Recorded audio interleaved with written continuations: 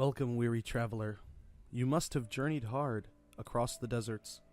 Come face perilous trials for the favor of the god Pharaoh. May his return in this MTG chat, exploring the release document for Amonkhet, which has a pre-release coming up faster than the return of the god Pharaoh himself. May his return come quickly. And like previous chats, I welcome and enjoy reading your comments, concerns, and criticisms. If you feel like I've said something that needs clarification or correction, or you just have a question you'd like me to answer about Magic mechanics and rules, the comment box is down below. Amonkhet contains 269 cards, 20 basic land, 101 common, 80 uncommon, 53 rare, and 15 mythic rare that appear in booster packs, plus 18 additional cards available only in Amonkhet Planeswalker decks, as well as the Amonkhet Deck Builder's Toolkit. Amonkhet booster packs can also contain a Masterpiece Series card. Pre-release events are scheduled for April 22nd to 23rd of 2017, with the draft, formerly launch, weekend following on the 28th to the 30th of April. Amonkhet's game day is scheduled for the weekend of May 20th to 21st. As of Amonkhet's release date of April 28th, the following sets will be allowed in Standard Constructed: Battle for Zendikar, Oath of the Gatewatch, Shadows over Innistrad, Eldritch Moon, Kaladesh, Aether Revolt, and now Amonkhet. Amonkhet will introduce 3 new mechanics to Magic while also reprising 2 others. The set will also feature a couple of 5-color cycles and mechanics themes, as well as the story spotlight cards that were first featured in Kaladesh. The first new mechanic, and the one that I'm most excited about regarding this block, is Embalm. Embalm is an activated ability that functions similarly to Flashback for instants and sorceries. The ability functions while a creature card with Embalm is in your graveyard. The text of Embalm means pay cost, exile this card from your graveyard. Create a token that's a copy of this card, except that it's white, has no mana cost, and is a zombie in addition to its other creature types. Activate this ability only any time you could cast a sorcery. So the original card is exiled, and a white zombie token is created with the creature's other creature types and abilities, including any and all enter the battlefield, as this permanent enters the battlefield, or this enters the battlefield with abilities printed on the original card. It's honestly a pretty genius way to do flashback with creatures, which is why I think I like it so much. As with all token creatures, their converted mana cost is 0. It will not copy over the CMC, the converted mana cost of the living card. Finally, I absolutely love the fact that Wizards of the Coast has printed corresponding tokens for each creature card, showing off the anointed version of the original creature, the embalmed, zombified version of that creature. You can find these tokens in Amonkhet booster packs. The second new mechanic details the struggles of Amonkhet's living people as they face the trials of the gods. Exert is a mechanic printed on some creatures that allow their controller to not have that creature untap during their next untap step. If they choose to do so, as of Amonkhet, it's as you declare that creature is an attacker, then the Exert trigger on the card will get put on the stack. In the case of something like Glorybound Initiate, for example, it will gain +1/+3 and lifelink until end of turn. This triggered ability will be placed on the stack and resolved before defenders are declared. I repeat, once defenders get declared, you can't suddenly choose to exert. Don't be that guy. And on the other hand, don't also be that guy that doesn't give the attacker a chance to decide whether or not he wants to exert or not. Defenders, don't jump the gun. Just play. Be good players. Do that thing you do where you be good players. Interesting notes from the release document. Multiple exerts will all be taken care of with the same untap step. Now, I find that interesting, as that means you could attack, activate your exert, choose to exert, then play some sort of untap your creatures, another combat phase, blah blah blah card, attack, and exert it again for some massive stacked effects. Might be something to look into when you're playing EDH or something. If you gain control of another player's creature until end of turn and you exert it through combat, it will untap during that player's untap step. Remember, exert says your, i.e. the controller that exerted the creature, next untap step. So that other player did not exert, so that player will get to untap that creature when they regain control of it at the end of your turn, so that when it's their turn, they get to untap it. They didn't do any exerting. Of course, if the exerted creature is already untapped, when your next untap step rolls around, nothing's going to happen. The exert effect freezing it will expire as if the condition was met. Also, in addition, you can't exert a creature unless you control an effect that allows you to exert that creature or any other creature. You can't just willy-nilly say, I don't want to untap that guy. The third new mechanic is Aftermath. Aftermath split cards have the Aftermath ability, which represent 3 static abilities. Firstly, you may cast this half of this split card from your graveyard. Secondly, this half of the split card cannot be cast from any zone except your graveyard. And finally, if this spell was cast from a graveyard, exile it instead of putting it anywhere else anytime it would leave the stack. Now, split cards with Aftermath have the new framing treatment. You might have seen it in previews on Twitter, Facebook, wherever you go, Channel Fireball, Star City, MTG headquarters, my Twitter, whatever. You've seen it. The top half and then the card, on its side, whatever.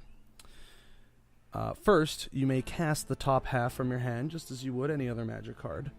The Aftermath half of the split card is oriented similarly to the traditional split card half, turned on its side. The document says that it's printed in this orientation for your convenience, but I'll have to try them out for myself to see if they are in fact conveniently placed. I'm personally, honestly, really dubious, as the card is aesthetically not very pleasing to the eye, and it's very clunky, but we'll see. Maybe playing with it will improve my opinion of it. We'll see how that goes. Split cards have 2 card faces on one single card. When you discard these cards, or if you're counting cards in a graveyard, they will count towards one singular card. This is important for the case of cards that check the number of instants and the number of sorceries altogether in a graveyard. Say you had one of these split instant sorcery cards, the card would count once towards that check, not twice. The biggest change for Magic veterans as of Amonkhet is that split cards, as long as they are not on the stack, count as the total of both halves, the total converted to mana cost. This means you can't do silly things with Isochron Scepter or Sunforger, casting cards with converted mana cost larger than their printed value anymore. I know, my own Commander EDH decks will need some editing as more funnier things get nerfed out of the game yet again. But hey, I got through the reworking of the latest Legend and Planeswalker Uniqueness rules. I can get through this, right? Right? Anyways, that's it for the new mechanics. We have a couple of recurring mechanics, and the first of these mechanics that are returning to Magic is cycling. Cards with cycling will say on the card, cycling with a cost, pay the cost, discard this card, draw a card. Some cards with cycling will have a triggered ability when you cycle the card. In this case, you would resolve the triggered abilities first before you draw your card for cycling. So the cycling ability will enter the stack, the triggered ability will go on top of that cycling ability, the triggered ability would resolve first, and then after that the cycling ability will resolve and you'll get to draw your card afterwards. The cycling trigger and the actual action of cycling are 2 independent actions, which means you may put your cycling ability on the stack, fail to supply a target for the cycling trigger, and you'll still get to draw your card.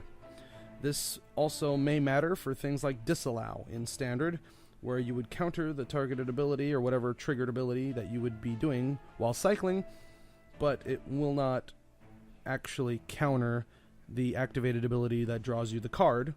On the other hand, you could also counter the activated ability that draws you the card, but then they would still get the trigger from actually cycling. You don't get both out of your Disallow. The second recurring mechanic returning to Magic is the concept of the -1/-1 counter.